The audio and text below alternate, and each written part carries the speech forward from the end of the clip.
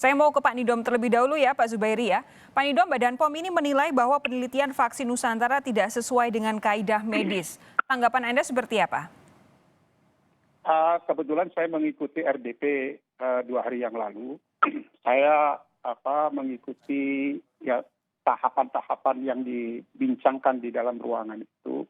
Sepertinya Badan POM tidak mengatakan secara tegas bahwa tidak menyetujui dan sebagainya.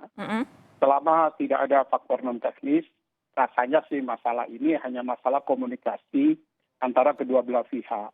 Di mana sebetulnya vaksin Nusantara ini sebetulnya betul-betul merupakan sebuah inovasi. Nah, kalau inovasi itu kan berarti ada suatu hal-hal yang tadinya menjadi SOP, kemudian agak sedikit berat lah didiskusikan.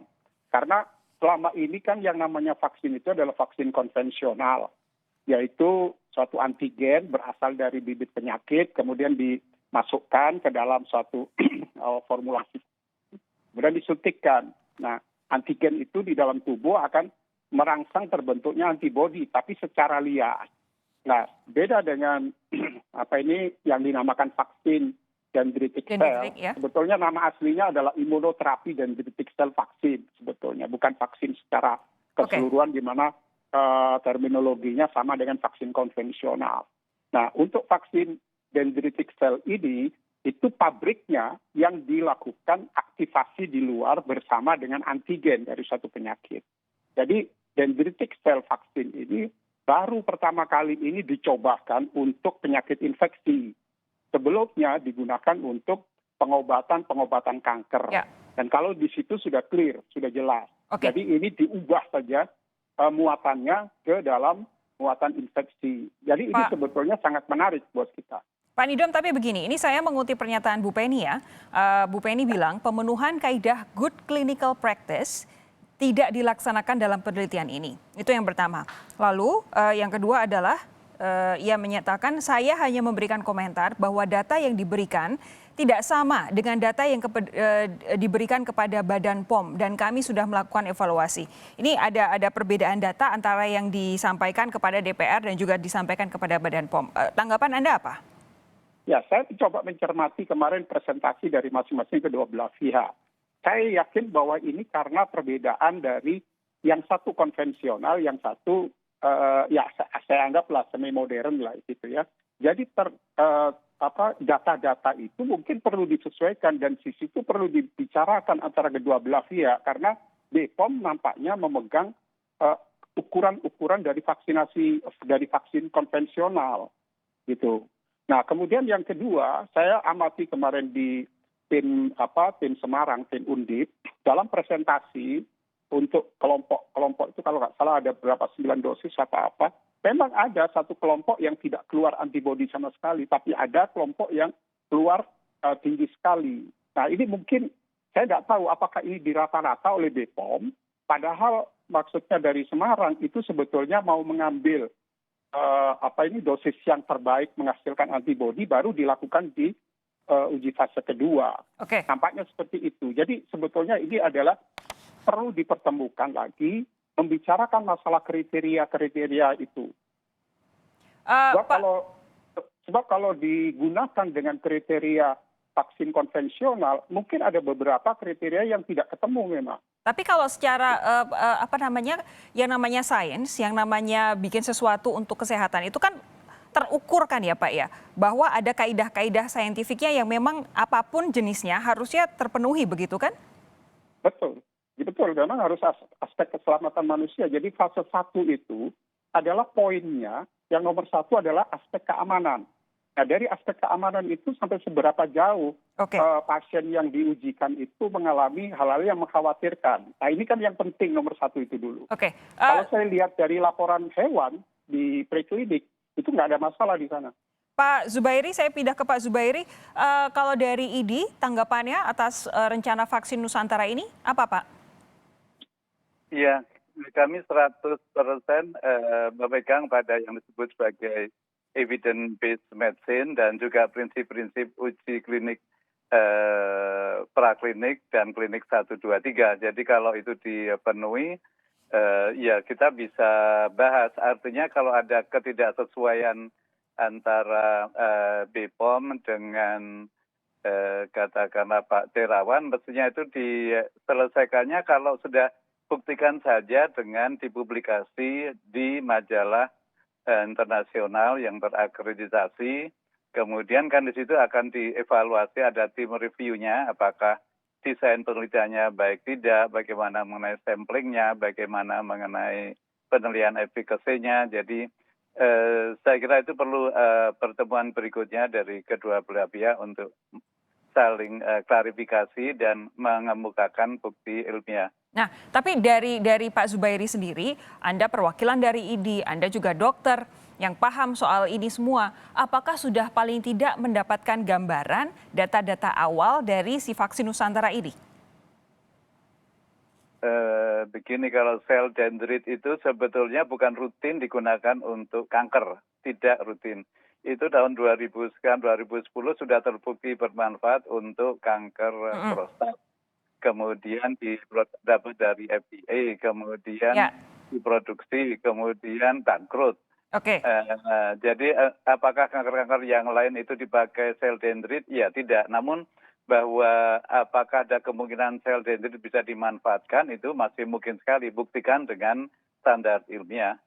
Oke, jadi sampai saat ini yang Anda bilang standar ilmiah itu yang disebut data-data evidence based itu Pak Zubairi juga belum pegang ya? 1, 2, dan 3, 1 aja belum selesaikan. Jadi Oke, saya jeda sejenak, sesaat lagi akan saya lanjutkan perbincangan ini dengan Pak Zubairi dan juga Pak Nidom. Anda tetap bersama kami, Sapa Indonesia Malam segera kembali. Pak Zubairi, kalau dari pernyataan atau klaim para peneliti tim vaksin Nusantara ini, vaksin Nusantara katanya bisa membentuk antibodi seumur hidup. Itu Pak Zubairi teryakinkan atau tidak dengan pernyataan itu? Oh, ada dua hal antara keyakinan, logika, dan bukti ilmiah.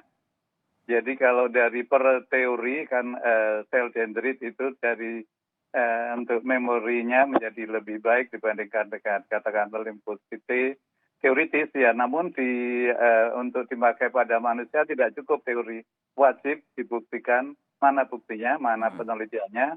Kalau itu bisa untuk seumur hidup, ya setuju banget. Kalau tidak, ya itu baru sampai tahap teori yang karena mau dipakai pada manusia harus dibuktikan bahwa bisa benar untuk seumur hidup. Paling tidak untuk beberapa tahun mendatang bandingkan dengan vaksin yang sudah standar ada sekarang. Oke, yang jelas itu tadi ya evidence based medicine ya, evidence-nya harus dipaparkan dengan segamblang-gamblangnya. Prof Nidom, majalah yang terakreditasi. Ya, di majalah atau jurnal terakreditasi. Prof Nidom, tapi kalau menurut Anda tadi paling tidak Anda tampak memandang vaksin Nusantara ini cukup menjanjikan begitu. Sejauh ini yang membuat Anda meyakini bahwa vaksin Nusantara ini bakalan bisa efektif apa?